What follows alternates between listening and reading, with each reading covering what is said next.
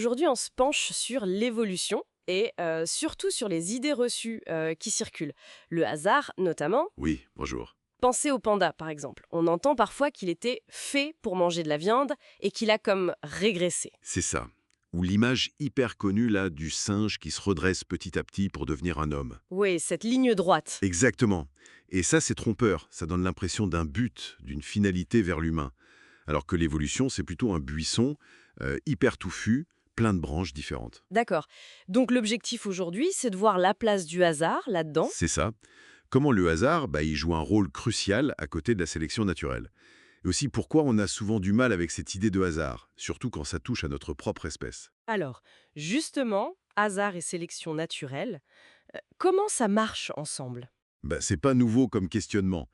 Déjà au XVIIIe, Maupertuis, bien avant Darwin, il avait une intuition assez forte. Ah oui. Pour lui, la nature, c'est pas un ingénieur parfait.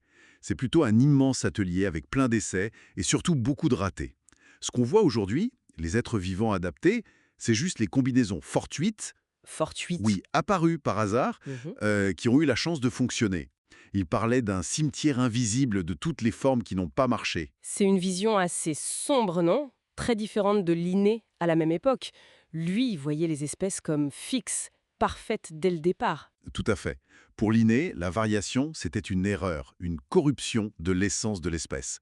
Vision fixiste, théologique. Et Darwin arrive. Et là, paf, changement de paradigme.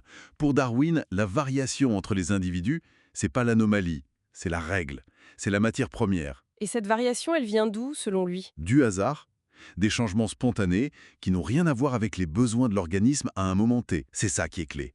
La sélection naturelle, elle fait le tri après coup. D'accord. Et il distinguait plusieurs niveaux de hasard, c'est ça? Oui, trois principaux.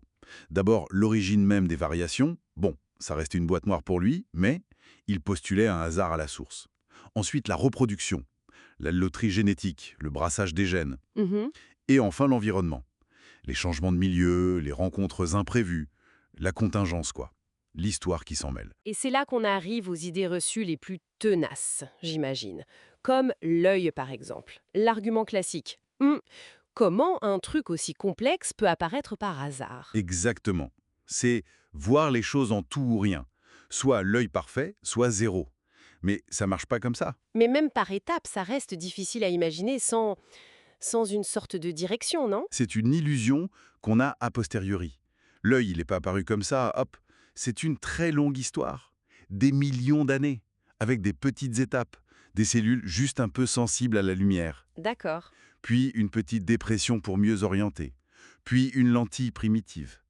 Chaque petite étape qui donnait un avantage, même minime, ou qui n'était pas un désavantage, pouvait être conservée. C'est du bricolage. Le fameux bricolage évolutif. Ça expliquerait pourquoi les organismes sont pas parfaits, mais plutôt des compromis. Tout à fait, des compromis liés à leur histoire. Le nerf laryngé qui fait un détour absurde chez nous, héritage de l'organisation des arcs branchiaux des poissons. Ah oui, j'ai vu ça, c'est incroyable. Ou notre bassin, adapté à la bipédie, mais pas idéal pour l'accouchement. Ce sont des traces, des cicatrices de l'histoire évolutive. Et ça nous amène à la question de la finalité. Faut distinguer.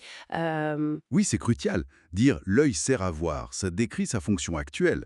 C'est une explication fonctionnaliste, rétrospective. C'est pour ça qu'il est maintenu par la sélection. D'accord. Mais c'est très différent d'un projet, d'un but défini à l'avance.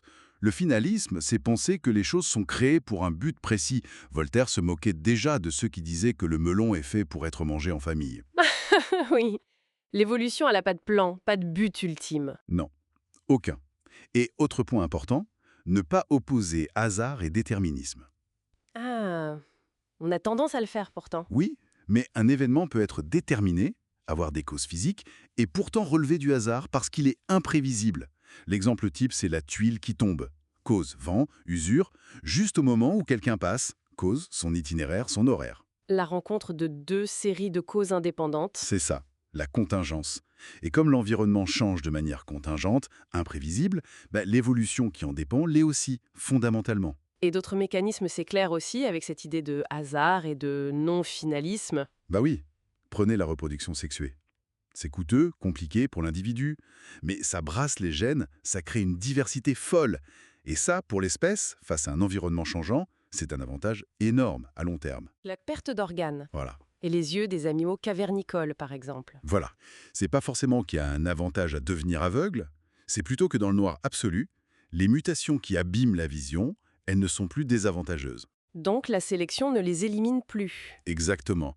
La pression de sélection se relâche et les mutations délétères ou neutres pour la vision s'accumulent au fil du temps et l'organe finit par s'atrophier, par disparaître. C'est une conséquence indirecte. Donc au bout du compte, chaque espèce, nous y compris, est le résultat d'une histoire unique, pleine d'aléas, de contingences, de bricolage. Pas du tout une trajectoire écrite d'avance. C'est exactement ça. Pour résumer, le hasard est partout. Il crée la matière première, les variations, il crée les conditions, la contingence des milieux. La sélection naturelle, elle, filtre, elle trie ce qui fonctionne ici et maintenant. Elle ne vise pas la perfection. Non, elle produit des adaptations locales, temporaires, des compromis fonctionnels, pas une perfection absolue ou un grand dessin. L'évolution, c'est une histoire, une série d'histoires, pas un destin programmé. Hmm. Ça fait réfléchir.